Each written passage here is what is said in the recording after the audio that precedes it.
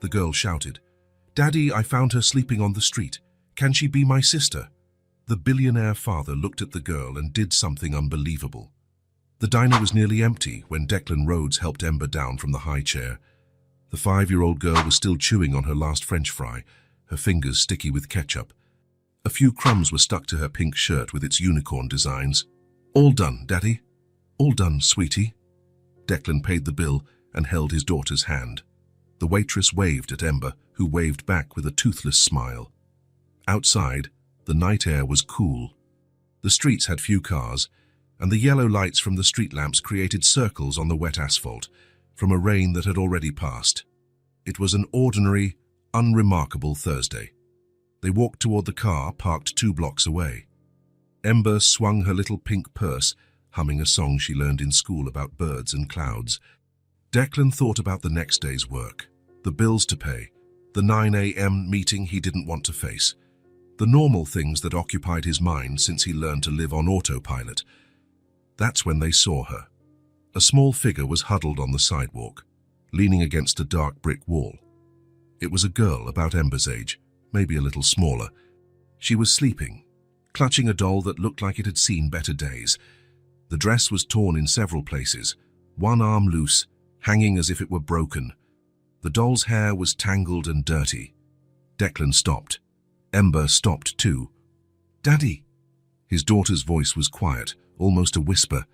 She looked at the girl on the sidewalk with that expression kids make when they see something they can't quite understand, a mixture of curiosity and concern. "Daddy, can she be my sister?"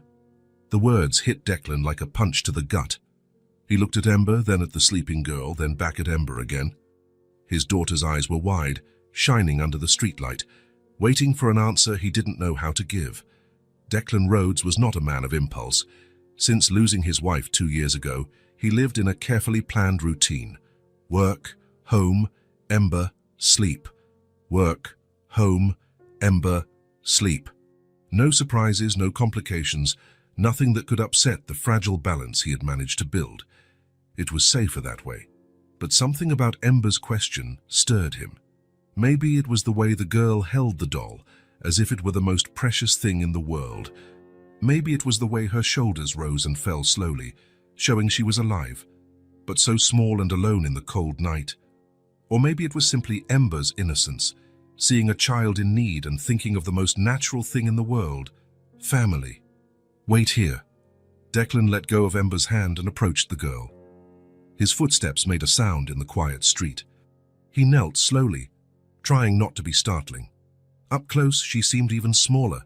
Her clothes were dirty, far too big for her thin body. "Hey!" The girl didn't move. Declan gently touched her shoulder, feeling how cold she was even through the worn-out jacket. "Hey, little one." She opened her eyes all at once, startled. They were dark eyes, too large for her thin face. For a second, she looked ready to run, her body shrinking further against the wall. "It's okay," Declan said, in the softest voice he could manage. "It's okay. Are you cold?"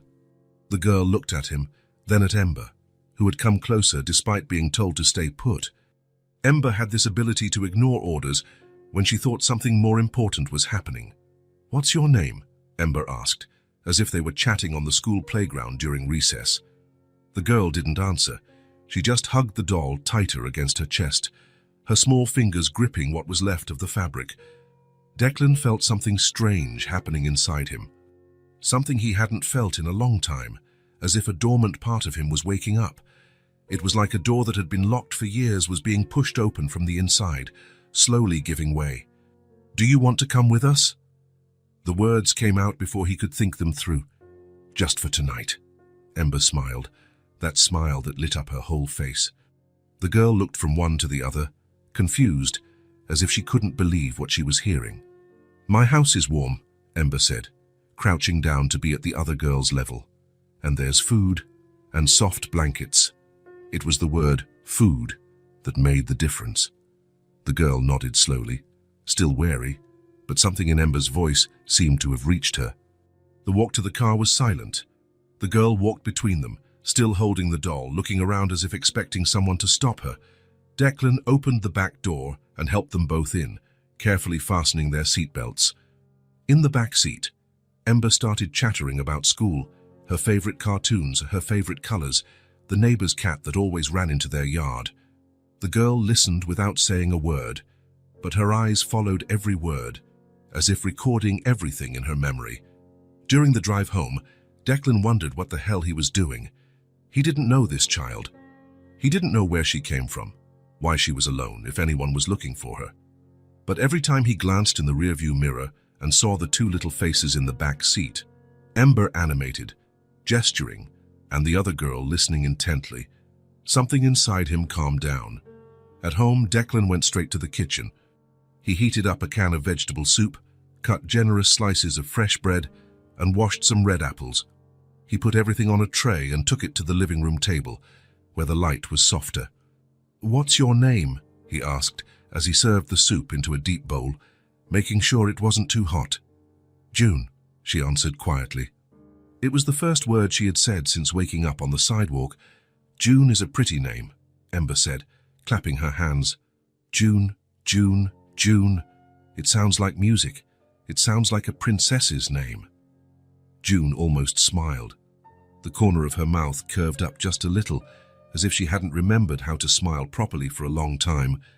She ate slowly, as if she didn't want the food to end. Declan noticed how she held the bread with both hands, protecting it, checking to make sure it was really hers. Ember ate an apple and talked to herself, telling stories that mixed things from school with things she saw on TV, creating impossible adventures with unicorns and astronauts. After the food, Declan prepared a bath.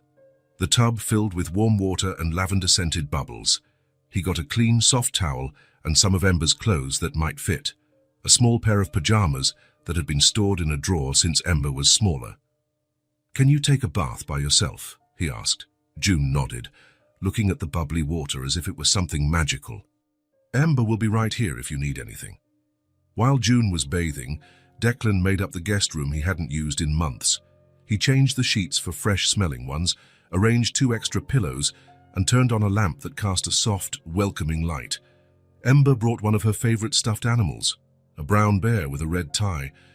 "So she won't be alone," she explained, placing the bear carefully on the bed. When June came out of the bathroom, she looked like a different child. Her clean hair shone under the light. The clothes were too big, but smelled of fabric softener. She was still holding the ragged doll, now also cleaner. "Your room is here," Declan said, showing her the made-up bed. June entered slowly, looking at everything with wide eyes. She touched the sheet, the pillow, the stuffed animal Ember had left. She ran her fingers over the soft fabric, as if she had never felt anything like it. "Good night, June," Ember said, giving her a little kiss on the cheek. "Good night," June whispered back, her voice still small, but less frightened. Declan turned off the light and closed the door slowly. In the hallway, he paused for a moment, listening to the silence. For the first time in a long time, the house didn't feel empty. That night, after putting Ember to bed and reading her a story about a brave princess, Declan sat in the kitchen with a cup of coffee. He thought about his daughter's question, "Can she be my sister?" He thought about June sleeping in the next room, probably the first peaceful night's sleep she'd had in a long time. He didn't know what would come next. He didn't know if he was doing the right thing. But when he went to check on June before going to bed and saw her sleeping, hugging both the ragged doll and Ember's teddy bear, Declan knew that something important had changed, for all of them. Declan woke up early, as always. For a moment, lying in bed, he almost forgot what had happened the night before. But then he heard a soft noise from the hallway, small, careful footsteps. June was awake. He got up and went to the kitchen. The girl was standing in the doorway, still in her pajamas, holding the ragged doll. She was looking at everything as if she were in a museum, afraid to touch anything. "Good morning," Declan said, trying to use the same gentle tone from the night before. June nodded but didn't speak. "Did you sleep well?" Another nod. Her eyes scanned the kitchen, the cabinets, the refrigerator, the table, the window with yellow curtains. Everything seemed new to her. Declan started making breakfast. Toast, jam, warm milk. Simple things. June sat in a chair and watched his every move. When he placed the plate in front of her, she looked at it as if she couldn't believe it was for her. "You can eat," he said. June picked up the toast and took a small bite, then another. She chewed slowly, savoring each piece as if it were special. Ember appeared in the kitchen, still sleepy, her hair a mess. When she saw June, her face lit up. "June, you stayed." June smiled slightly. It was a shy smile, but it was a smile. "Daddy, can she play with my toys?" "Of course," Declan said, pouring milk for Ember. After breakfast, Ember took June to her room. Declan listened to their voices, mostly Ember's, explaining each toy, each book, every single thing she had. June spoke little, but she answered with yes and no when Ember asked something. He stood at the door, watching. Ember showed her the box of crayons, the puzzles, the dolls all neatly arranged on a shelf. June touched everything carefully, as if she were afraid of breaking it. "This one is Sophia," Ember said, picking up a doll with curly hair. "She's a doctor. And this is Maria, who is a teacher. Which one do you want?" June pointed to a small doll in a blue dress. "Lila, good choice. She's a ballerina." Declan moved away from the door. Seeing the two of them together stirred something in him he couldn't explain. It was like watching Ember be an older sister, even though she was the same age as June. Careful, generous, trying to include the other girl in everything. During the morning, they played on the living room rug. Ember made up elaborate stories with the dolls, and June listened, sometimes moving her doll from one side to the other. She didn't talk much, but she paid attention to every word. "Lila wants to be friends with Sophia," Ember said, making the dolls hug. "They're going to have adventures together." June nodded and made her doll wave to the others. At lunchtime, Declan made sandwiches. June ate hers slowly, watching Ember chatter about school, her friends, and the teacher who had a cat named Whiskers. "June, do you go to school?" Ember asked. June shook her head. "Why not?" June shrugged. Declan realized she either didn't know how to explain or didn't want to. "Maybe she can go to my school," Ember said, looking at her father with hope. Declan didn't know what to say. He nodded, but his mind was racing. School meant documents, records, questions he didn't know how to answer. In the afternoon, while June napped on the sofa, hugging her ragged doll, Ember approached her father. "Is she going to stay with us?" "I don't know, sweetie. I want her to stay. I know. She was all alone, Daddy, like I would be if you weren't here." The question hit Declan hard. He pulled Ember into a hug. "You will never be alone." "I promise. And June?" Declan looked at the sleeping girl. In her sleep, she looked even smaller, more fragile, a child who clearly needed care, safety, someone to look out for her. "We'll see," was all he could say. When June woke up, Ember was drawing at the kitchen table. She offered paper and crayons to June, who accepted shyly. Ember drew a house with 3 people in front, 2 small, 1 big. June drew abstract shapes, colors mixed together without forming anything specific. "How beautiful," Ember said, looking at June's drawing with genuine admiration. June smiled again, more openly this time. During dinner, there was more silence than conversation. June ate, watched, and listened to Ember talk about a movie she had seen. Occasionally, she would nod or shake her head when Ember asked if she liked something. Declan felt lost. He knew how to take care of Ember because he had known her since she was born. He knew when she was tired, hungry, sad, happy. With June, everything was new. He didn't know how to interpret her silences, didn't know if he was doing the right things. But he watched, and what he saw was a girl who was clearly traumatized, but was beginning to trust. Small signs, the way she no longer jumped when someone approached, how she accepted food without hesitation, how she looked at Ember with something like affection. After dinner, at bath time, June went by herself again. Ember stayed outside the door, talking through it, telling bad jokes she learned at school. Declan heard June laugh, a quiet, almost imperceptible sound, but it was a laugh. At bedtime, Ember insisted on saying goodnight to June first. She went into the guest room where June was lying down, the teddy bear on one side, the ragged doll on the other. "Good night, June." "Good night, Ember." Ember stood there for a moment, as if she wanted to say something else. Then she leaned down and gave June a kiss on the forehead. "Good night, little sister." Declan was in the hallway, out of their sight, but he heard everything. The word little sister came so naturally from Ember's mouth, so full of affection, that he felt his chest tighten. June didn't reply, but Declan saw her smile in the dark. After putting Ember to bed, he went back to check on June. She was awake, staring at the ceiling. "Everything okay?" he asked quietly. "Yes." "Do you need anything?" "No." He was about to leave when she spoke again. "Thank you." 2 small words, but they carried so much weight. Declan nodded, even though he knew she couldn't see him in the dark. "Sleep well, June." That night, lying in his own bed, Declan thought about the day that had passed. June had barely spoken, but her presence was already changing the dynamic of the house. Ember was more lively, more caring, more generous, and he himself was paying attention to things that used to go unnoticed. The way someone held a fork, looked out a window, moved through a space. The silence of the house was no longer empty. It was full of possibilities, of small moments, of a child learning to trust again. And for the first time in 2 years, Declan Rhodes felt that maybe he was doing something truly important. It was Sunday afternoon. The sun streamed through the living room window, creating golden squares on the rug where Ember and June were playing.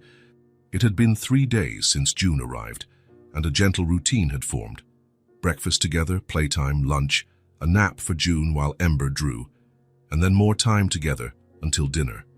Declan was in the kitchen, putting away the groceries he had bought that morning. He could hear the girls' voices in the living room, mostly Ember's, as usual, but also June responding with single words and short phrases. "Want to play house?" Ember asked, setting up a scene with dolls and miniature furniture. "Okay." June had started to talk a little more each day. Not a lot, but enough for Ember to maintain conversations that were previously monologues. "You can be the mommy and I'll be the daughter," Ember suggested. June picked up a doll and placed it in a tiny high chair. "Is she a baby?" "She is, and she needs to eat." Ember picked up a toy spoon. "Mommy, what are we going to feed her?" June pretended to think. "Soup and bread." "Good idea." They played in silence for a few minutes. Declan listened to the soft sounds of toys being moved, the low voices creating dialogues for the dolls. It was a sound he was learning to love, the house full of childish life. Then he heard June speak, her voice more serious than usual. "Ember." "Yeah." "Do you have a mommy?" Declan stopped putting away the groceries. Ember was quiet for a moment before answering. "I used to. She died when I was little. Now I only have Daddy." "Oh." Another silence. Declan moved closer to the kitchen doorway but stayed hidden. He didn't want to interrupt, but something in the tone of the conversation put him on alert. "What about you?" Ember asked. "Do you have a mommy and a daddy?" June took a long time to answer. When she spoke, her voice was different, softer, sadder. "I used to. Did they die too?" "My parents died in an accident." The words came out slowly, as if June were forcing each one out. "After that, nobody wanted me anymore." Declan felt as if someone had punched him in the stomach. He leaned against the wall, trying to process what he had just heard. "Nobody wanted you." Ember's voice was full of indignation. "But why?" "I don't know. I went to an aunt's house, then to another family, then another." June paused for a moment. "They always said it was too hard, that I was too much trouble." "You're not trouble," Ember said firmly. "You're quiet and sweet." "I tried to be, but they always sent me away." Declan closed his eyes. A 5-year-old child being rejected by family after family, being made to believe she was problematic, that she was a burden, that she didn't deserve to be wanted. "Is that why you were on the street?" Ember asked. "The last family left me somewhere. They said someone would come take care of me, but nobody showed up. I waited a long time. Then I started walking." "How long were you alone?" "I don't know. A lot of days." Ember was quiet. Declan could imagine his daughter processing all that information, trying to understand how a child her age could go through all that. "June, yeah, I want you to stay here. Forever." June didn't answer, but Declan heard a sound that might have been a muffled sob. "Don't cry," Ember said, and Declan knew she was hugging June. "You have a family now, me and Daddy. We like you." "You really do?" "We do. I love you, June. You're my sister now." Declan moved away from the door and went back to the kitchen, but he couldn't continue putting away the groceries. He stood still, looking out the window without seeing anything. June's words echoed in his head. "Nobody wanted me anymore." How was that possible? How could families take in a child traumatized by the loss of her parents and just give up on her? He thought of Ember, of how lucky he was to be the father of such a generous, loving little girl, and he thought of June, who even after so much rejection was still capable of trusting, of accepting affection, of playing like a normal child. An hour later, Ember appeared in the kitchen. Her eyes were red. "Daddy?" "Yes, sweetie. June told me something really sad." Declan knelt to her level. "What was it?" "Her parents died, and then nobody wanted to take care of her." Ember's voice trembled. "That's why she was on the street, all alone." Declan pulled his daughter into a hug. "That must have been very hard for her. She cried, 'Daddy,' and I cried too." "Where is she now?" "In her room, sleeping. I covered her with the blanket and left the bear." Declan kissed Ember's head. "You're a very good sister. Can she stay with us? Forever?" "We'll see, my love. I don't want her to leave. She's already had to leave so many places." "I know." Ember pulled away and looked into her father's eyes. "Do you promise you'll try?" Declan looked at his 5-year-old daughter, who was asking him to save another child. How could he say no? "I promise I'll try." "Thank you, Daddy." That night, after dinner, after Ember had gone to bed, Declan knocked softly on June's bedroom door. She was awake, lying on her side, hugging the ragged doll. "Can I come in?" She nodded. Declan sat on the edge of the bed. June watched him with those big eyes, waiting. He didn't quite know what to say. He wasn't good with words when it came to feelings. "Ember told me about your parents," he said finally. June didn't answer, but he saw her swallow hard. "I'm sorry you went through all that. It wasn't your fault. It wasn't anyone's fault. Sometimes bad things happen, and there's no explanation." June kept looking at him, as if trying to decide if she could trust what he was saying. "I know you've heard promises before," Declan continued. "I know other people said they would take care of you and then changed their minds. They said I was too much trouble. You are not trouble, June. You're a good girl who has been through things that are too hard for someone your age." Declan took a deep breath. "You are safe here. I promise." June looked at him for a long time.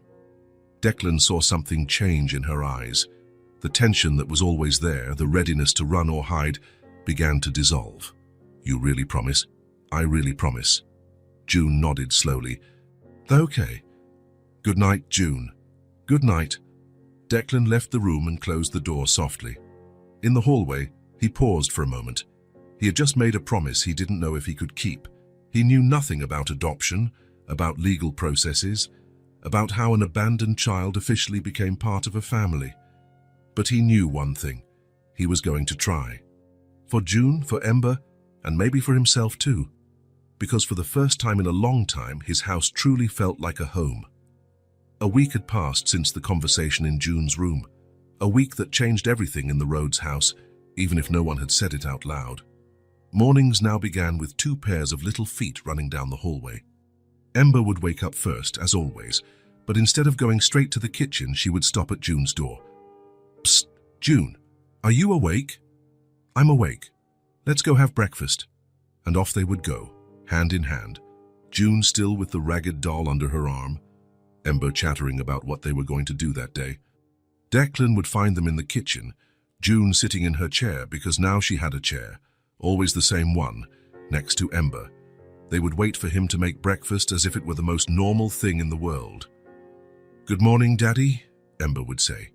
"Good morning," June would repeat more quietly, but with a small smile that wasn't there that first morning. Routines formed naturally. After breakfast, while Declan cleaned the kitchen, the girls would go to the living room. June now knew all of Ember's toys, and Ember knew June's ways, that she liked soft colors, that she preferred puzzles to dolls, that she was fascinated when Ember read stories aloud. "Do you know how to read?" June asked one of those mornings. "Some words." "My daddy taught me. Can you teach me?" "Of course." And so the reading lessons began. Ember took her simplest books and sat next to June on the sofa. She would point to each word, pronounce it slowly, and wait for June to repeat it. It was like watching two teachers playing school, but with the seriousness of someone who really wanted to learn and to teach. Declan stopped working for a few mornings just to watch. He would call his office, say he was dealing with family matters, that he'd be in later. It was a lie and the truth at the same time. He was dealing with family matters, only the matters were figuring out how to be a father to 2 children instead of 1. "Daddy, look," Ember called to him one Tuesday. June read cat all by herself. June was red with pride, pointing at the word in the book. C-A-T, cat.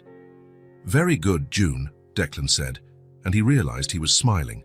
A big, genuine smile that hadn't appeared on his face in a long time. Afternoons became drawing time. Ember had always loved to draw, but now she had company. June drew slowly, very carefully, as if every line was important. In the beginning, she only made abstract shapes, circles and lines that didn't form anything specific. But gradually, houses, trees, and human figures began to appear. "Let's draw our family," Ember suggested on a rainy Thursday. They sat at the kitchen table with paper and crayons spread out. Ember finished her drawing quickly. 3 stick figures in front of a house, a yellow sun in the corner, clouds that looked like cotton balls. June took longer. Declan was making lunch, but he occasionally glanced over their shoulders. June drew with her tongue sticking out, concentrating. She drew 3 figures too, but with more detail. Different hair for each one, colorful clothes, hands that actually connected. "Done," she said finally. Ember looked at the drawing and clapped. "It's beautiful. It's the 3 of us." "It is," said June. "This is our heart." Declan stopped stirring the soup. What do you mean, June?" She pointed to the drawing, specifically to the connected hands of the 3 figures. "Here, our hands together. It's our heart." Ember nodded, as if it were the most obvious thing in the world. "Of course, when we hold hands, our hearts are together too." Declan looked at the drawing for a long time. 3 people holding hands, smiling, in front of a house with square windows and a red door. It was simple, made with crayons by a 5-year-old, but it carried a weight he hadn't expected. "Can I hang it on the fridge?" he asked. June nodded, happy. That afternoon, after sticking the drawing to the refrigerator door with colorful magnets, Declan realized he was laughing. June had told a bad joke that Ember had taught her, something about a fish that couldn't swim, and he laughed. It wasn't a polite smile or a forced laugh. It was a real, deep-from-the-chest laugh. The girls looked at him, surprised, then started laughing too, not quite sure why. And there the 3 of them stood in the kitchen, laughing at a silly joke on a rainy Thursday. At night, during dinner, conversations flowed more easily. June asked questions about everything: why the sky got dark, how plants grew, if all cats knew how to meow. Ember answered with the authority of a 5-year-old who knew everything about the world. Declan filled in the answers when necessary, but mostly he just listened. "Daddy," Ember said during Friday's dinner, "you're happier." "Am I?" "You are. You laugh more, and you play with us more." Declan looked at the 2 girls sitting at the table, Ember with tomato sauce at the corner of her mouth, June chewing slowly as always, but relaxed, at home. "I think I am," he said. "It's because there are 3 of us now," June said, as if it were that simple. And maybe it was that simple. That night, after putting the girls to bed, now June waited for Ember to say goodnight first, and Ember always whispered, "Good night, little sister," before going to her own room. Declan stood looking at the drawing on the fridge. 3 people holding hands. The heart of the family, according to June. He touched the paper carefully, as if it were something fragile and precious. And maybe it was. It was the first time in 2 years he saw himself as part of something bigger than just him and Ember. The first time the word family wasn't accompanied by a pang of pain for his wife's absence. June was right. There were 3 of them now, and for the first time since he lost his wife, Declan Rhodes felt truly alive. It was Monday morning. The girls were in the living room, Ember teaching June how to assemble a farm animal puzzle. Declan was in the kitchen, staring at the phone in his hand for 10 minutes. 2 weeks. June had been with them for 2 weeks, and he still hadn't called anyone. He hadn't notified the authorities, hadn't tried to find out if anyone was looking for her, hadn't done anything official. He knew he was wrong. He knew he should have called on the first day, maybe even before bringing June home. But every time he thought about making the call, he would look at the girls playing together and postpone it a little longer. He couldn't postpone it anymore. Declan found the number for social services online and dialed before he could change his mind. Social services, good morning, how can I help you? Hi, I need to speak to someone about a child. 1 moment, please. The hold music played for 2 minutes that felt like an hour. Declan could hear the girls' voices in the living room, Ember explaining where each puzzle piece should go. Hello, this is Sandra Miller, social worker. How can I help you? Declan took a deep breath. My name is Declan Rhodes. I found a child, a 5-year-old girl. She's been with me for a few days. A few days? How many exactly? 2 weeks. Silence on the other end of the line. Mr. Rhodes, where did you find this child? On the street. She was sleeping on the sidewalk, alone. I couldn't just leave her there. I understand. And you didn't notify the authorities? No, She was scared. I thought I'd wait a bit, see if anyone showed up looking for her. Mr. Rhodes, you need to understand that there are protocols for these situations. The child could be missing, could have family looking for her. She told me she doesn't have a family, that her parents died and nobody else wanted her. Another silence. Declan could hear the shuffling of paper on the other end, as if the social worker was taking notes. What is the child's name? June. Just June. She didn't tell me her last name. All right. Mr. Rhodes, she's been with me for days. What do I do? The question came out more desperate than he intended.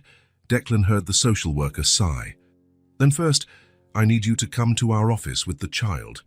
We need to check the records, see if she's on the list of missing children. Then, we need to notify the proper authorities and assess the situation. And what if she's not on any list? Even so, there are procedures. The child needs documentation, needs to be evaluated by professionals, needs an official temporary home while we investigate. A temporary home, but she already has a temporary home. Here. Mr. Rhodes, I understand your concern, but you are not related to the child. You don't have legal custody. Technically, this could be considered... Considered what? Well, kidnapping. The word hit Declan like a slap. Kidnapping. I saved her from the street. I know, and I'm sure your intentions are good, but there are procedures that exist to protect children. And to protect people like you as well. Declan glanced toward the living room, where he could see June pointing to a puzzle piece while Ember clapped. What do I need to do? First, bring the child here this afternoon. We'll file a report, take photos, check our database. Then we'll evaluate the options. What kind of options? A temporary foster home, a foster family, or if you have a real interest in keeping her, we can discuss the procedures for temporary custody. I am interested. Then we'll talk about that as well. But first, we need to follow the legal protocols. Declan wrote down the address, the time, the things he needed to bring. The social worker was patient, explained each step, but he could barely concentrate. His mind was racing, imagining June being taken away by strangers, placed in a foster home, separated from Ember. Mr. Rhodes, yes, I understand this is difficult, but it's important that we do everything correctly for the child's best interests. I know. And Mr. Rhodes, from what you've told me, it seems you really care about her. That counts for a lot in our process. After hanging up, Declan sat at the kitchen table, looking at his notes.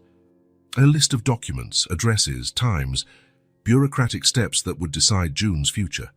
He didn't hear the footsteps in the hallway. He didn't realize June had left the living room and was standing in the kitchen doorway until she spoke. Are you going to send me away? Declan turned, startled. June was standing there, the ragged doll in her arm, her eyes wide and scared. Ember appeared behind her. What's wrong? Ember asked.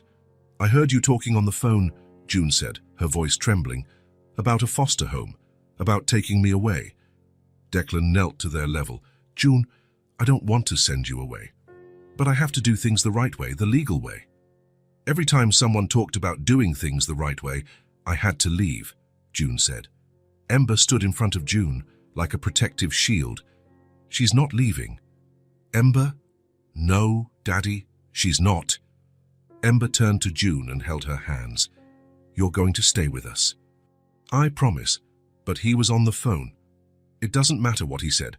You're my sister now. Sisters don't get separated. June looked from Ember to Declan, confused and scared. But what if they say I have to go? Then I'll go with you, Ember said firmly.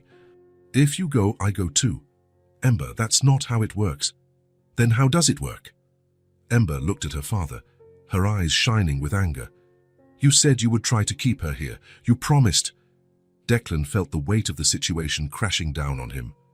On one side, a child who had been rejected so many times that she expected to be abandoned again. On the other, his daughter who had found a sister and wasn't going to accept losing her without a fight.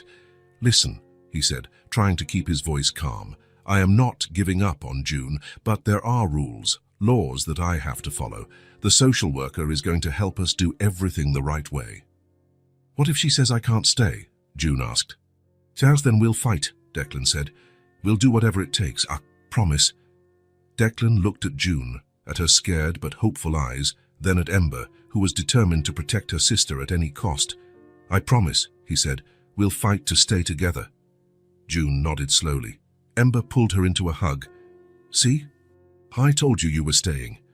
Later that afternoon, Declan was in the car with the two girls, driving to the social services office. June was quiet in the back seat, holding her ragged doll. Ember held her hand, whispering words of encouragement. It's going to be okay, Ember was saying. You'll see. Declan glanced in the rearview mirror and saw June nod, but her eyes were filled with fear. He gripped the steering wheel tightly and pressed the accelerator a little harder. It didn't matter how many papers he had to sign, how many meetings he had to attend, how many questions he had to answer. He was going to do whatever it took to keep his family together. Because there were 3 of them now, and he wasn't going to let anyone change that. Saturday morning. Declan was in the kitchen, washing the breakfast dishes, when he heard laughter coming from the yard. He stopped what he was doing and looked out the window.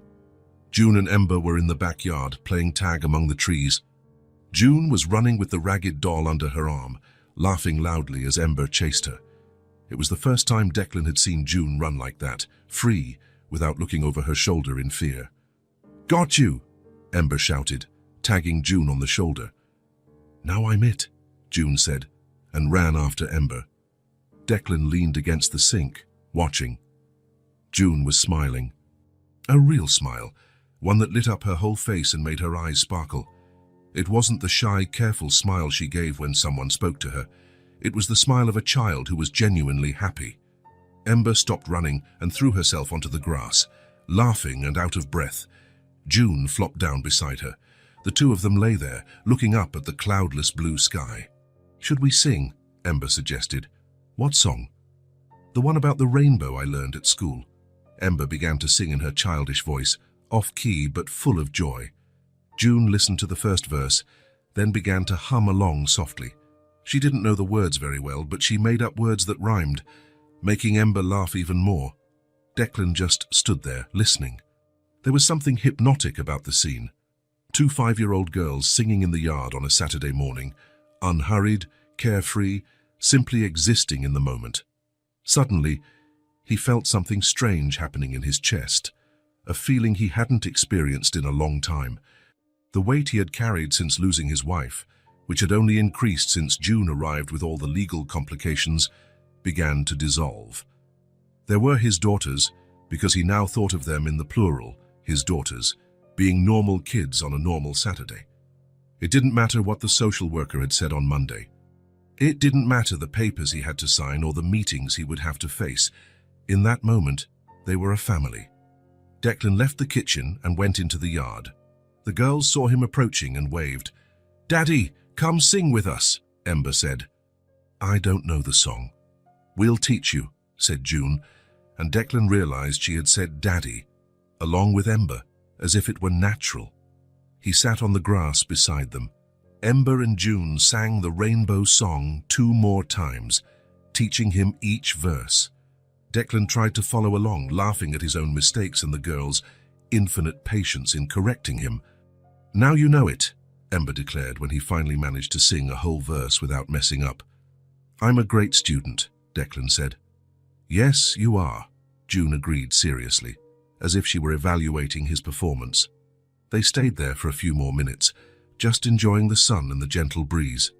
Declan looked at his watch and saw it was still 10 in the morning. A whole day ahead, with no commitments, no obligations. "How about we go for an outing?" he asked, surprised by his own spontaneity. "Where to?" Ember wanted to know. "To the park. We can take a bike, play on the playground." "Does June know how to ride a bike?" Ember asked.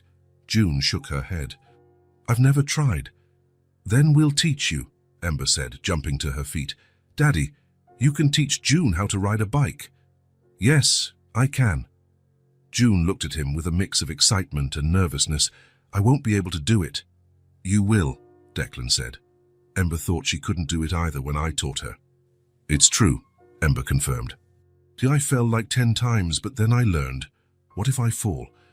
"Then you get up and try again," Ember said, as if it were obvious. "That's how it works." 20 minutes later, they were in the car on the way to the park. Declan had put Ember's small bicycle in the trunk, along with knee pads and helmets. The girls chatted excitedly in the back seat, planning everything they were going to do. "First the bike, then the slide, then the swings," Ember listed. "And if there's time, we can feed the ducks," June added. "There are ducks?" Declan asked. "There are, Ember told me." At the park, Declan held the bike while June balanced on the seat. Ember ran alongside, shouting instructions. "Pedal, June! Don't stop pedaling!" June pedaled hard, concentrating, her tongue sticking out. Declan ran behind the bike, holding the handlebars. "Am I doing it?" June asked. "You're doing it," Declan said, and slowly let go of the handlebars. June pedaled on her own for 10 feet before realizing Declan was no longer holding on. When she noticed, she was so surprised that she braked abruptly and almost fell. Declan caught her before she did. "I rode by myself," June shouted, euphoric. "You did," Ember confirmed, clapping. They spent an hour at the playground. June discovered she loved the slide and went down about 15 times. Ember taught her how to swing higher. Declan pushed them both on the merry-go-round until they were dizzy from spinning. Then they went to the park's snack bar. Declan bought ice cream for all 3, vanilla for him, chocolate for Ember, strawberry for June. They sat at a picnic table under a large tree. "This is the best day of my life," June said, licking the ice cream that was dripping down the cone. "Why?" Ember asked. "Because no one ever taught me how to ride a bike before, and I've never eaten ice cream in the park." Declan felt his chest tighten. So many firsts for a 5-year-old, so many simple, normal experiences that June had never had. "We'll have to do this more often then," he said. "Every Saturday?" June asked, hopeful. "Every Saturday we can," Declan promised. On the way home, the girls were tired from all the running around. Declan settled them in the back seat and started driving slowly, enjoying the ride. After 5 minutes, he glanced in the rearview mirror and saw they had fallen asleep. June was leaning against Ember, her head on her friend's shoulder. Ember had a protective arm around June. They were both breathing slowly, relaxed, safe. Declan slowed down even more. He didn't want this moment to end. He wanted to drive forever with his 2 daughters sleeping in the back seat, tired from a perfect day at the park. When he stopped at a red light, he looked at himself in the rearview mirror. He was smiling, a calm, satisfied, completely peaceful smile. He couldn't remember the last time he had felt this way. He was happy, genuinely, completely happy. It wasn't a temporary or forced happiness. It was the deep happiness of someone who had found his place in the world. The place of a father to 2 girls who loved each other like sisters, who trusted him, who made him a better person just by existing. The light turned green. Declan drove home slowly, carefully, carrying his most precious treasure in the back seat. When they arrived, the girls were still asleep. He carried them one at a time into the house, put each one in her bed, took off their shoes, and covered them with a light sheet. Then he stood in the doorway between the two rooms, watching his daughters sleep. Tomorrow, he would have to deal with social workers, papers, bureaucracy, but today had been perfect. And for now, that was enough. It was almost midnight when Declan heard footsteps in the hallway. He was in the living room, on the sofa, trying to read some work emails on his laptop but unable to concentrate. His mind was still at the park, on June's smile when she learned to ride a bike. On the way, the two of them slept in the car. "Daddy?" Ember appeared at the living room door in her pajamas, hair messy from sleep. She was holding the teddy bear she slept with every night. "Hi, sweetie. Why are you awake?" "I can't sleep." Declan closed the laptop and made room on the sofa. "Come here." Ember snuggled up next to him, resting her head on his shoulder. They stayed like that for a few minutes, in silence. Declan stroked her hair, like he used to when she was smaller and had nightmares. "Thinking about something?" he asked. "Want to tell me?" Ember was quiet for a moment, as if organizing her thoughts. "Daddy, do you remember Mommy?" The question caught Declan by surprise. Ember didn't talk much about her mother. In the first few months after Sarah died, she would ask when Mommy was coming back. Then she stopped asking. Declan had always thought she had forgotten, or was too young to really understand. "I do. Every day. I remember too. Not a lot, but I remember." "What do you remember?" "She used to sing to me before bed. And she smelled like flowers, and she made me pancakes on Sundays." Declan felt his throat tighten. Sarah really did make pancakes every Sunday, a tradition he never managed to keep up after she died. "She loved you very much," he said. "I know, and I loved her too." Ember lifted her head and looked at her father. "But Daddy, I'm going to tell you something." "What is it?" Ember took his hand and held it tight, her small, warm hands against his. "June helps me not miss Mommy so much." The words came out quietly, as if it were an important secret. Declan looked at his daughter, surprised. "How so, sweetie?" "You know when I used to get sad? When I saw other girls with their moms and I remembered I didn't have mine." Declan nodded. He knew he had seen Ember get quiet after some birthday parties, after school events where other mothers were present. "Now when I get sad, June is with me. We talk, we play, and then I'm not sad alone anymore." "Does June get sad sometimes too?" "She does. She misses her parents too. So we get sad together, but then it doesn't hurt as much." Declan tried to process what he was hearing. Ember, at 5 years old, had found in June not just a friend or a sister, but someone who understood her pain in a way he never could. "And you know what else?" Ember continued. "By what?" "She filled a space in here." Ember touched her chest right over her heart. "What space?" "The empty space that was left when Mommy went away." "It's not that I forgot Mommy. She's still here." Ember touched her heart again. "But now June is here too, and it doesn't hurt so much anymore." Declan felt his eyes fill with tears. He couldn't speak. He pulled Ember into a hug and just held her, processing the profound wisdom he had just heard. "Daddy, are you crying?" "I am, but it's from happiness." "Why?" "Because you just told me the most beautiful thing I've ever heard." Ember pulled away to look at his face. "Is that true?" "It's true." "And do you feel the same way?" Declan thought about the question. He thought about how the house had changed since June arrived, how he himself had changed, how he had started laughing again, participating, being interested in things beyond work and the basic duties of a father. "I do," he said.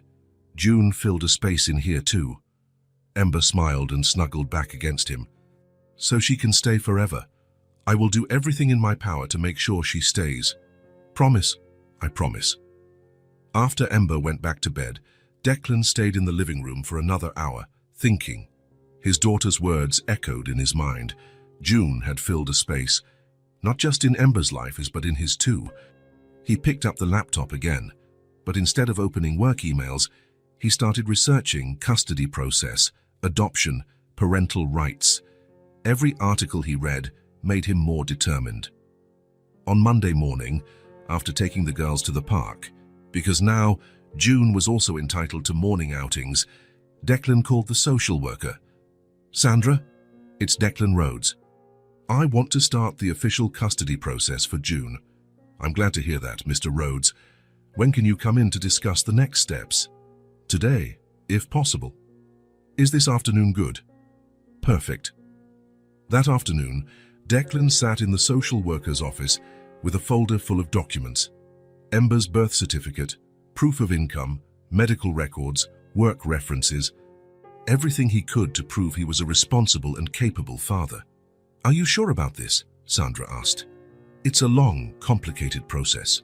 It will require evaluations, home visits, interviews. I'm sure. And what if we find June's biological family during the process?" Declan had to consider that possibility. If a family that truly wanted June, that would be good for her, showed up, I would have to accept it. But from the story she told me, I don't believe that will happen. "And June? How does she feel about staying with you?" "She's happy. For the first time since I met her, she seems like a normal child. She plays, laughs, trusts." Sandra jotted some things down on a form. "I'll open the case then. Temporary custody first, then we'll see about adoption." Declan stopped signing papers. "Adoption? You hadn't thought about that?" He had thought about it, of course, but always as something distant, hypothetical. Hearing the word out loud, in an official context, made it all seem more real. "I don't know if it would come to that. Mr. Rhodes, from what I observed in our first conversation and from what I'm seeing today, you don't just want to take care of June temporarily. You want her to be your daughter." Declan was quiet. Sandra was right. Sometime between June's first night in his house and that moment in the office, June had stopped being a child he was helping and had become his daughter. "Let's take it slow," Sandra said. "Custody first. Then, if all goes well, we can talk about adoption." On the way home, Declan drove, and thinking about what Ember had said the night before, June had filled a space. And he was starting an official process to ensure she never left their lives again. It wasn't adoption yet.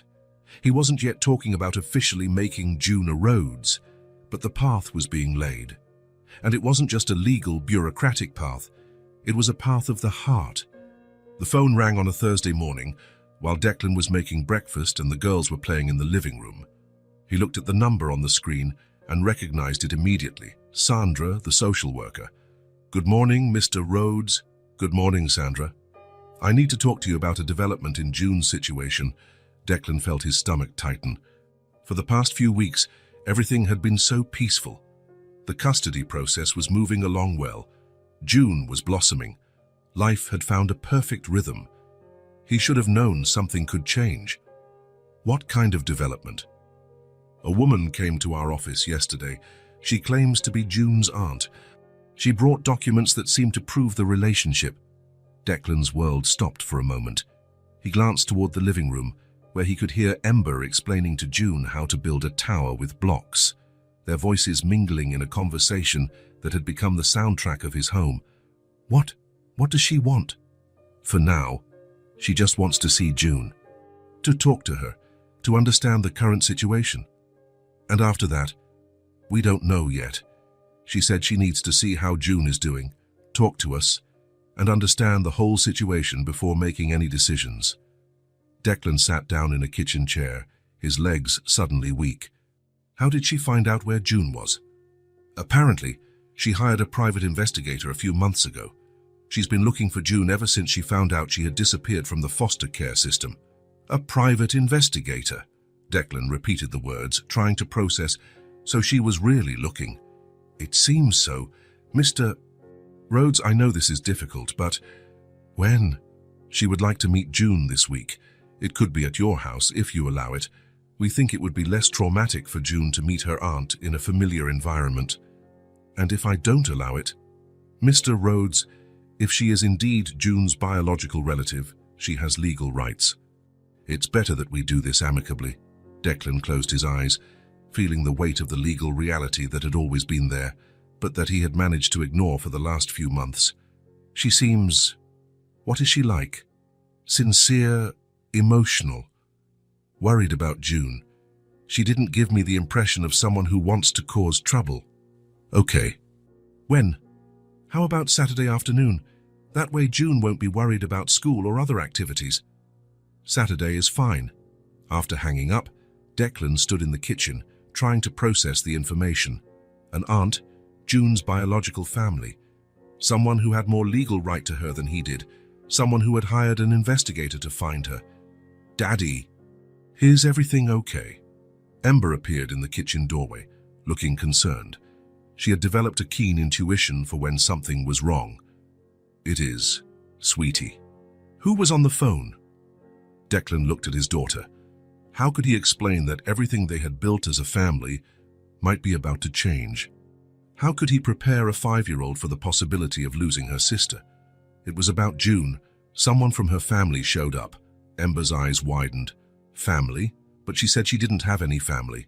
It seems she has an aunt. Is the aunt going to take June away? The question Declan dreaded most. I don't know, Ember. She just wants to meet June first. Ember was quiet for a moment, processing. Her face went through several expressions. Surprise, fear, determination. I won't let her, she said finally. Ember, I won't let anyone take June away. She's my sister. Ember ran back to the living room. Declan followed her and saw her whispering something in June's ear. June stopped playing and looked at Declan with eyes that immediately filled with fear. Is it true? Did someone from my family show up? Declan knelt to their level. A woman who says she's your aunt showed up. She wants to meet you. I don't want to see her, June said immediately. Why not? Because if she's my aunt, why didn't she look for me before? Why did she leave me alone on the street? It was a question Declan didn't know how to answer. Maybe she didn't know where you were. Or maybe she didn't want to find me, June said, her voice growing small and scared. Ember sat next to June and held her hand. You don't have to go with her if you don't want to. But what if I have to? Declan looked at the two girls, his family, the family that had formed out of nowhere and now seemed more real than anything he had ever had in his life. Let's see what she wants first, then we'll decide. The next 2 days were tense. June became quieter, more clingy. She went back to sleeping with her ragged doll every night, a habit that had diminished in recent weeks. Ember became even more protective, not leaving June's side for a minute. Declan tried to keep the routine normal, but his mind was always racing. What if the aunt was a good person? What if she really loved June and wanted to take care of her? How could he compete with biological family? How could he explain to a judge that June belonged here, with them, when a blood relative wanted to take her? Friday night, he was lying in bed staring at the ceiling when he heard footsteps in the hall. June appeared at his bedroom door, holding the doll. Daddy, can I sleep here tonight? Of course you can. She snuggled up beside him, small and warm. They were silent for a few minutes. Daddy? Yes. If I have to go away, will you miss me?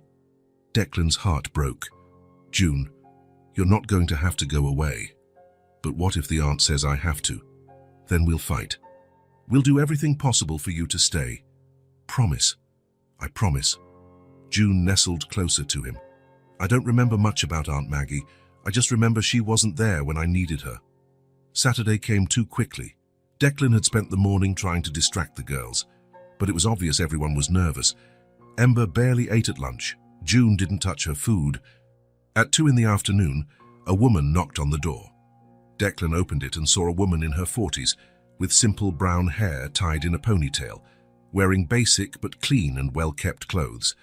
She seemed nervous, but there was something genuinely kind in her eyes. She carried a small purse and a bouquet of flowers. Mr. Rhodes, I'm Margaret Collins. June's aunt. Please come in. Margaret entered slowly, looking around the house carefully. Declan noticed how she observed everything. The girls, drawings on the fridge, the toys organized in a basket, the photos of Ember that now included June, the small shoe forgotten under the hall table.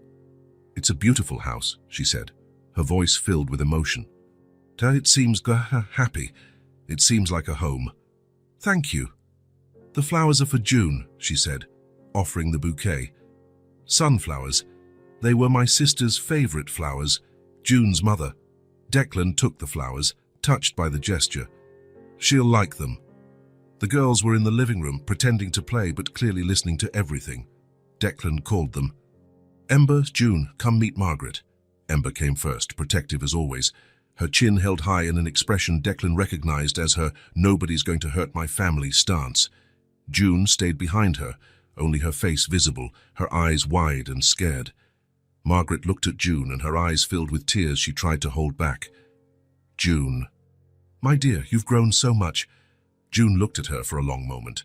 Declan could see that she recognized the woman, but she didn't seem happy about it. It was more like she was seeing a ghost from the past. Hi, Aunt Maggie, June said, her voice almost inaudible. You remember me? June nodded, but took a step back, hiding even more behind Ember. Margaret noticed the movement, and her expression turned sad, but understanding. She slowly knelt down to the girl's level. It's okay, my love. I understand. You don't really know me that well. These are for you, Declan said, offering the flowers to June. June looked at the flowers with curiosity. So why? Because they were your mummy's favorite flowers, Margaret explained softly. June took the flowers and smelled them. They smell nice. Your mother always said sunflowers were like little suns you could have in your house. For the first time, June smiled a little. They sat in the living room, Margaret in an armchair, Declan on the sofa with the girls on either side of him. Ember never let go of June's hand for a moment. June, Margaret said softly, I'm so sorry I didn't find you sooner. When I heard what happened to your parents, I tried to find you, but you had already left the first home and then the second. Nobody knew where you were. June didn't answer, just kept looking at her aunt.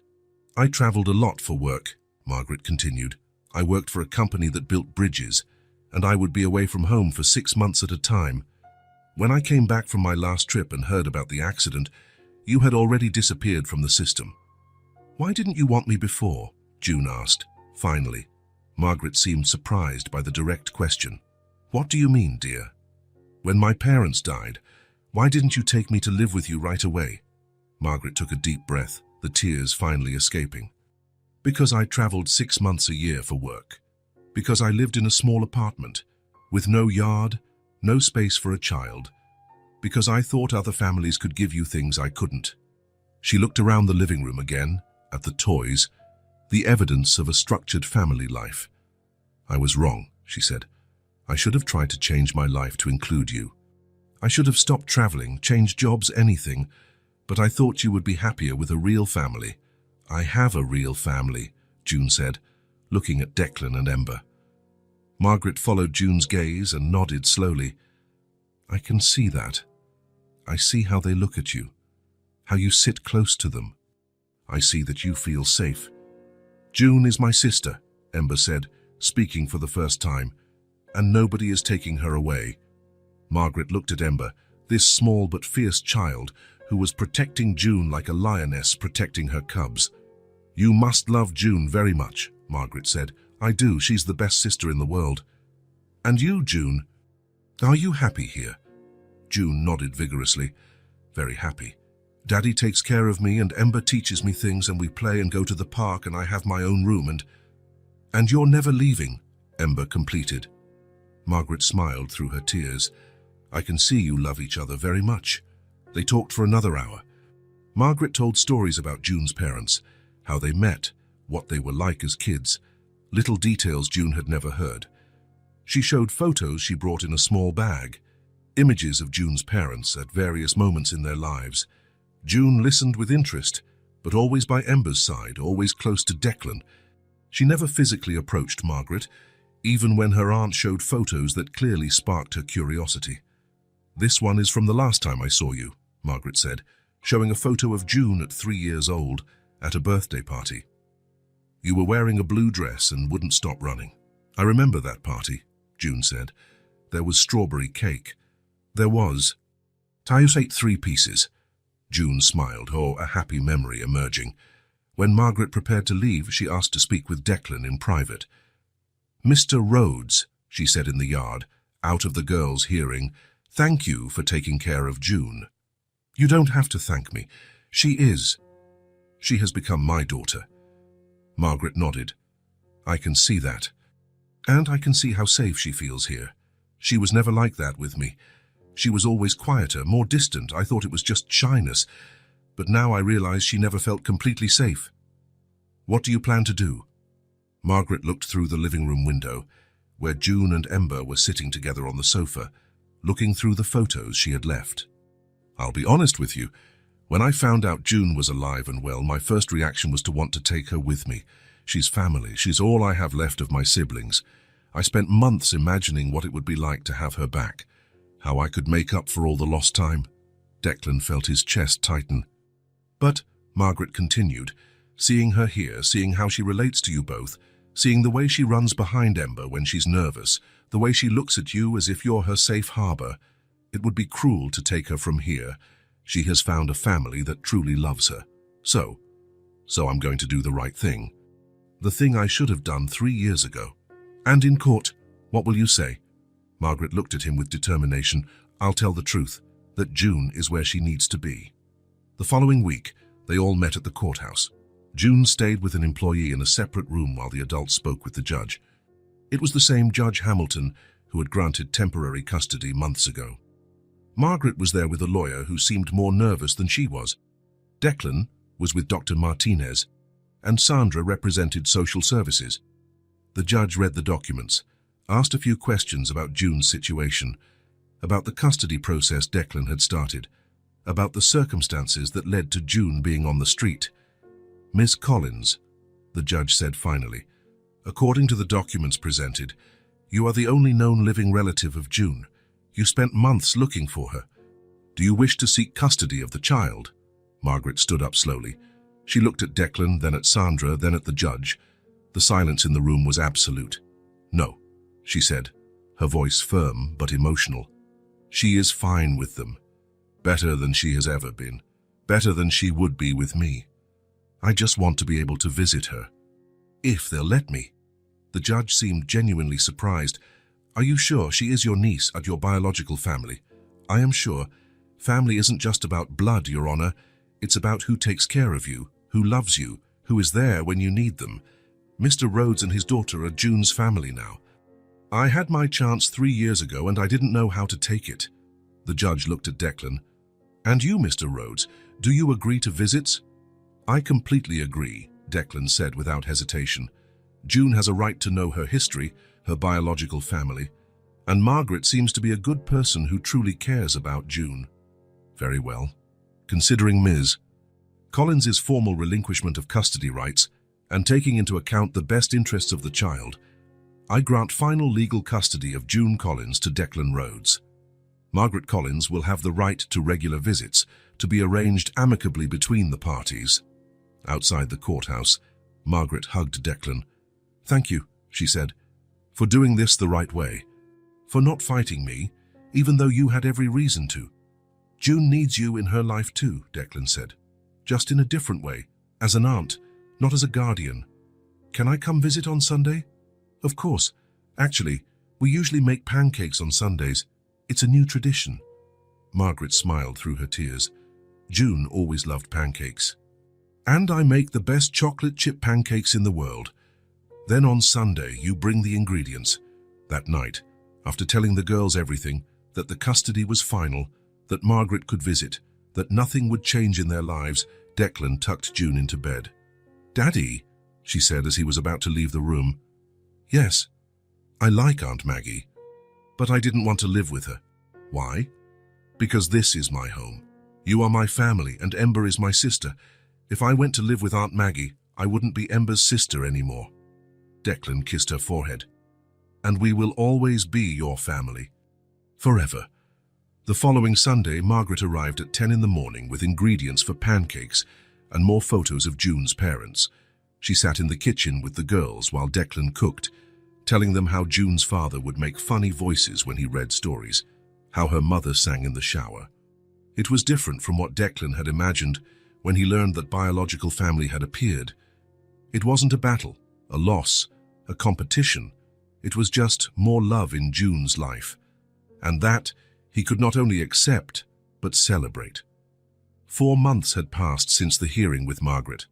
4 months of Sunday visits, of chocolate chip pancakes, of June hearing stories about her biological parents while safe in Declan's lap. 4 months of paperwork, interviews, and evaluations to finalize the adoption process. And now, on a sunny July morning, they were in the car on their way to the courthouse for what would be the final hearing. The hearing that would officially make June a Rhodes. "Today's the day," Declan said, looking in the rearview mirror. June was in the back seat, wearing a light blue dress that Margaret had bought especially for the occasion. Ember was next to her, wearing a yellow dress just like the one she had worn to her own first hearing years ago. "I'm nervous," June admitted, clutching her ragged doll. "Why?" Ember asked. "You already live with us. You're already my sister. Today it just becomes official on paper. But what if something goes wrong?" "Nothing will go wrong," Ember said with absolute conviction. "I won't let it," Declan smiled. Ember had become the most determined 5-year-old he knew when it came to protecting June. "And after I become a real Rhodes, what changes?" June asked. "Nothing," Declan said. "You're already our family. Today we're just getting a paper to prove it." "And can I choose my middle name?" "You can. I want to be June Sarah Rhodes." Declan felt his chest tighten. Sarah, the name of the wife he had lost. June had asked for this a few weeks ago after Ember told her about her mother. "Are you sure?" "I'm sure. Ember said her mommy would be my mommy now, too. And I want to have her name." Ember held June's hand. "Mommy would have liked you very much." "You think so?" "I'm sure. She always wanted me to have a sister." At the courthouse, they found Sandra and Dr. Martinez waiting. Margaret arrived a few minutes later, carrying a camera and a small wrapped gift. "My dear," she said, hugging June, "the big day has come." "I'm nervous, Aunt Maggie." "That's normal, but just look." Margaret pointed to Declan and Ember. "Look how many people love you. Today you're going to get an official family." "I already have a family." "I know. Today it just becomes even more official." They went up to Judge Hamilton's chambers. June knew this room well by now. She had been here a few times in recent months for interviews and evaluations. The judge always spoke directly to her, treating her like an important person whose opinions mattered. "Good morning, future Rhodes family," the judge said as they entered. June smiled, hearing future Rhodes family. They sat in the front chairs, June between Declan and Ember, as always. Margaret sat behind them, along with Sandra and the lawyer. "Oh, well, the judge began. "We are here today to finalize the adoption of June Collins by Declan Rhodes. June Dye, do you know what this means? It means I'm going to be a real June Rhodes, and that Daddy will be my dad on paper too." "Exactly. And do you want that?" "I want it very much." "Why do you want to be adopted by Mr. Rhodes?" June thought for a moment. "Why, because he saved me when I was alone. Because he takes care of me when I'm sick. Because he teaches me things. Because he loves me even when I mess up. And because Ember is my best friend and my sister. And I want to have the same name as her." The judge smiled. "Those are very good reasons." She turned to Declan. "Mr. Rhodes, are you prepared to be legally June's father? To assume all rights and responsibilities?" "I am," Declan said. "She's been my daughter for months. Today, we're just making it official." "Ember," the judge said, "how do you feel about June officially becoming your sister?" "She already is my sister," Ember said, "since the first day. But it'll be cool to have it written on paper." The judge picked up a pen and began signing documents. Then she pushed papers toward Declan. "Mr. Rhodes, sign here, here, and here." Declan signed each page carefully. June and Ember watched every movement of the pen as if they were watching magic happen. "Done," the judge said, stamping the last page. "By the power vested in me, I declare the adoption officially finalized. June D., you are now legally June Sarah Rhodes." Ember immediately grabbed June's hand, as she always did when something important happened. "Now your name is Rhodes too," Ember said, smiling. June looked at her, then at Declan, then back at Ember. The brightest smile Declan had ever seen lit up her face. "Now we're real sisters," June exclaimed. The two threw themselves into each other's arms right there in the judge's chambers. Ember laughed loudly. June too. It was pure laughter. unmixed joy, complete happiness. Declan felt his eyes well up with tears. 6 months ago, June barely spoke. Now she was shouting with joy about being Ember's real sister. "Come here, my daughters," he said, opening his arms. June and Ember ran to him. He pulled them into a tight hug, one on each side. He stroked their hair, kissed both their foreheads, feeling the weight and perfection of the moment. "There," he said, his voice emotional. "And now we are officially a family." "We already were," June said, "but now there's paper and a stamp." Everyone laughed. Margaret was crying. Sandra was wiping her eyes. Even the judge seemed moved. "June Rhodes," the judge said, handing an official document to June. "This is your adoption certificate. Keep it safe."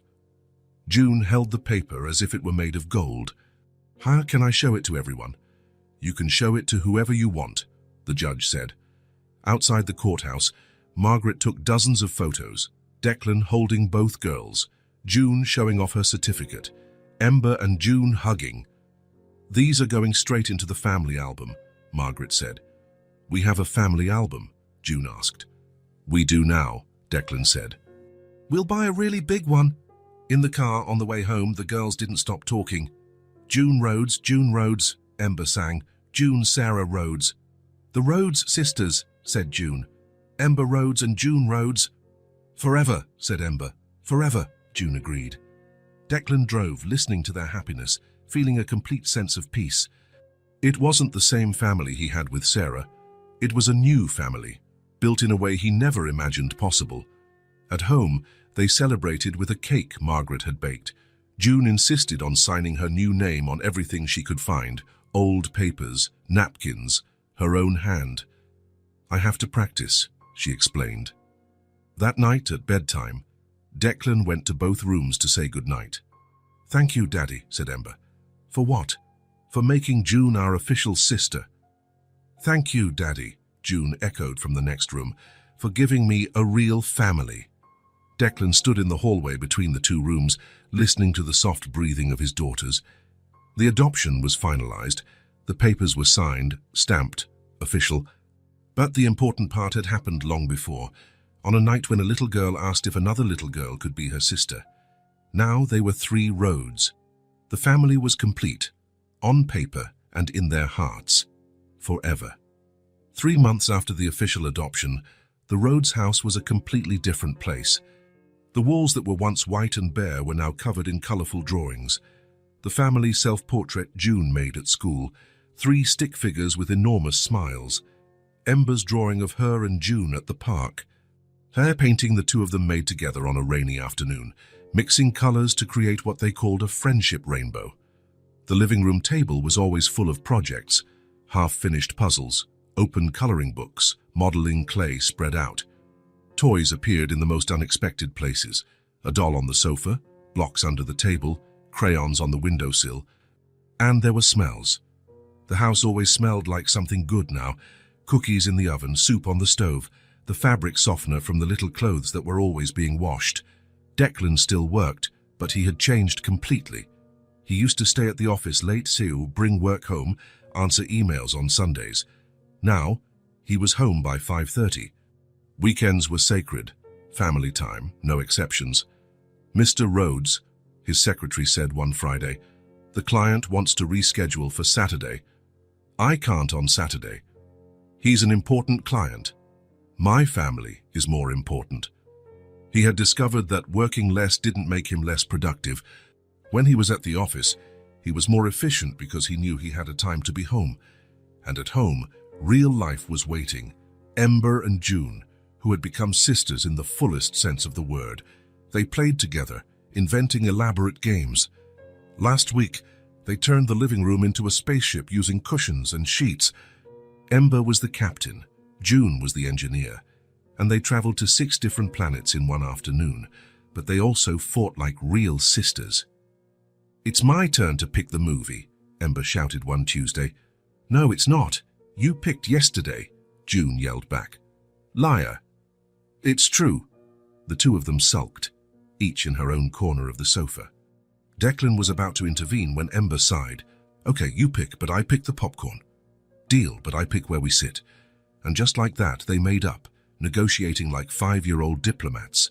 Last week, June took Ember's favorite bear without asking. "June, that's Mr. Snuggles. You can't take him without asking." "Sorry, I just wanted to hug him." "You have to ask first." "Can I hug him now?" "You can, but next time ask." June returned the bear. Ember gave her a kiss on the cheek, and 2 minutes later they were playing together again. This was exactly how sisters behaved. They fought over silly things, made up quickly, and at the end of the day they slept in each other's rooms when they heard thunder. Sundays had become special. Margaret would arrive at 10 in the morning, carrying ingredients for new recipes and stories about June's family. She had fit naturally into the rhythm of the house. "Aunt Maggie, tell the story about June's dad when he was little," Ember would ask. "Which one? The one about the fish he caught or the time he got lost in the supermarket?" "Both," the girls would say in unison. Margaret would make pancakes and tell stories that made June laugh and sometimes cry a little, but it was a good cry, of longing mixed with love. "Your dad used to do that too," she would say when she saw June stacking her pancakes. "He never ate food normally.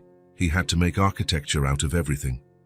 June would smile, happy to discover she had inherited something from her parents, besides their dark eyes. Margaret never tried to be June's mother. She respected the place that Declan and Ember occupied, but she brought something precious, a connection to the past, stories, roots. One Thursday afternoon, Declan came home to silence. For a moment, he felt the old tightness in his chest. Where were the girls? Then he heard laughter from the garden. He went to the window and saw Ember and June playing hide-and-seek among the trees. June was trying to hide behind a trunk that was too thin. Ember pretended not to see her. Where could June be hiding? Could she be behind this tiny rock? June giggled softly. Or behind this leaf? More muffled laughter. "Ah, I found you. You were behind the tree." "Now it's my turn," said June, running to the base. Declan stood watching. June ran to the tree with her eyes closed, counting to 10. Ember chose a spot where June could easily find her. It was an ordinary Thursday afternoon. 2 sisters playing in the backyard, the most normal thing in the world, and that was exactly what made the moment perfect. Declan thought of the silent house from 2 years ago, of the man he was then, running on autopilot, living without truly living, of the question that changed everything. "Daddy, can she be my sister?" Ember didn't know it, but that night she hadn't just saved June, she had saved him too. The girls kept playing until the sun went down. They came inside for dinner, sweaty and happy, with grass on their clothes and smiles that lit up the house. During dinner, they talked about school, friends, the teacher with curly hair. Declan listened to every word, participated in every conversation, laughed at the jokes that only a 5-year-old can invent. After baths, stories, and goodnight kisses, Declan went back to the garden. He stood where he had been earlier, looking at the space where his daughters had played. The house behind him was full of life now, full of laughter and discoveries and love, full of drawings on the fridge and scattered toys, full of family.